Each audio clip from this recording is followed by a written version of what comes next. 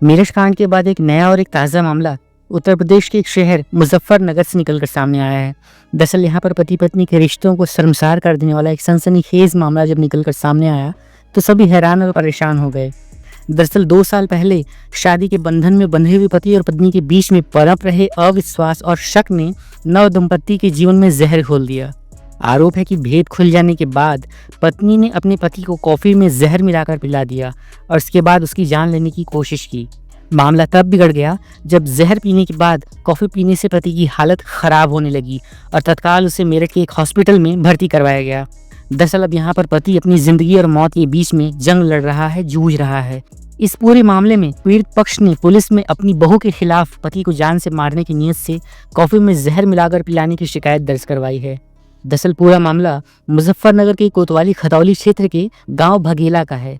यहाँ पर 26 वर्षीय अनुज शर्मा की शादी 2 साल पहले गाजियाबाद के लोनी थाना क्षेत्र के फरकनगर निवासी पिंकी शर्मा उर्फ सना से हुई थी। मेरठ में अनुज की एक नौकरी लगी हुई हॉस्पिटल में नौकरी करता है। अब अनुज मेरठ के एक हॉस्पिटल में नौकरी करने के लिए जाता है और इसलिए थोड़ा सा वो डिस्टेंस बनाकर रखता है। शादी के कुछ महीनों के बाद ही पिंकी और अनुज के बीच में कुछ कलह कलेश होने शुरू हो गए और अब ये विवाद लड़ाई झगड़े का रूप लेने लगा।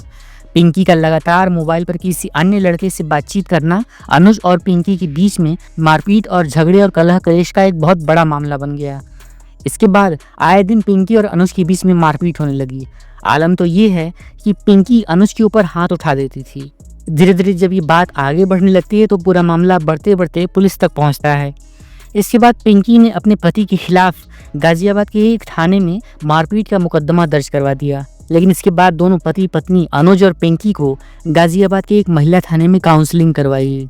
अब इस काउंसलिंग के बाद 1 सप्ताह के लिए पुलिस ने दोनों को एक साथ रहने के लिए कहा, जिस पर अनुज मान जाता है और पिंकी को उसके घर से यानी कि पिंकी की मायके से लेकर अपने घर पर आता है।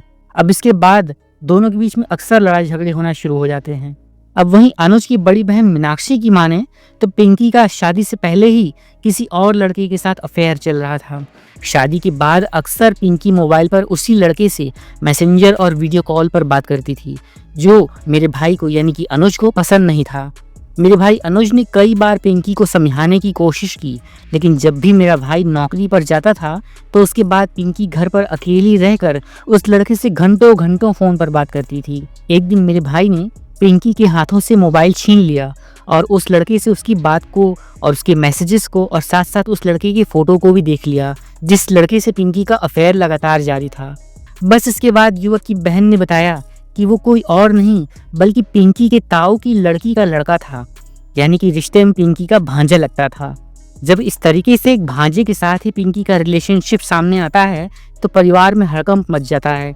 अनुज ने जब पिंकी से इस पूरे मामले में बातचीत करने की कोशिश की तो उसने बताया कि शादी से पहले वो एक लड़के से प्यार करती थी, लेकिन शादी के बाद ऐसा कुछ भी नहीं है। अब वो केवल उससे दोस्ती रखती है, फ़ोन पर बातचीत हो जाती है। मेरा उस लड़के से अब कोई प्रेम नहीं है और ना ही कोई दोस्ती वगैरह है। अनुज की बहन पिंकी का ये आरोप है कि मेरा भाई अनुज सारी बातें भूलकर अपनी पत्नी पिंकी को घर लेकर आया, लेकिन पिंकी ने 25 मार्च की शाम को मेरे भाई को मारने की नीयत से कॉफ़ी में जहर मिलाकर पिला दिया। वहीं इस पूरे मामले के बाद अब सीओ खतौली राम आशीष यादव ने भी ये बताया कि सूचना के बाद अब पुलिस ने युवक को एक हॉस्पिटल में भर्ती कराया है, जहां पर उसका इलाज चल रहा है।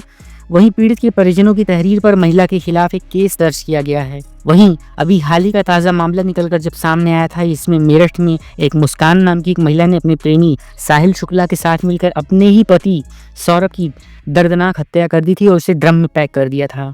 और अब वहीं एक ताज़ा मामला अब मेरठ के बाद यहाँ से मुजफ्फरनगर से निकलकर जो सामने आया है, इस घटना के संबंध में पति की हालत इस समय गंभीर है और पुलिस अब आरोपी पत्नी के खिलाफ मुकदमा दर्ज कर अपनी जांच शुरू कर दी है। दोस्तों, इस पूरी सच्ची घटना के संबंध में आपका क्या कहना है? कमेंट करके अपनी राय और अपने विचार आप हमें ज़रूर बताएं। और अगर आप सच्ची घटना चैनल पर नए हैं तो इस वीडियो को एक लाइक कर दीजिए, चैनल पर नए हैं तो सब्सक्राइब कर दीजिए, वीडियो को ज़्यादा से ज़्यादा शेयर कीजिए, कमेंट बॉक्स में अपनी कीमती राय ज़रूर दीजिएगा। एक नई वीडियो लेकर हम आपसे फिर मिलते हैं, तब तक के लिए आप सभी का बहुत बहुत धन्यवाद। Thanks for watching this video.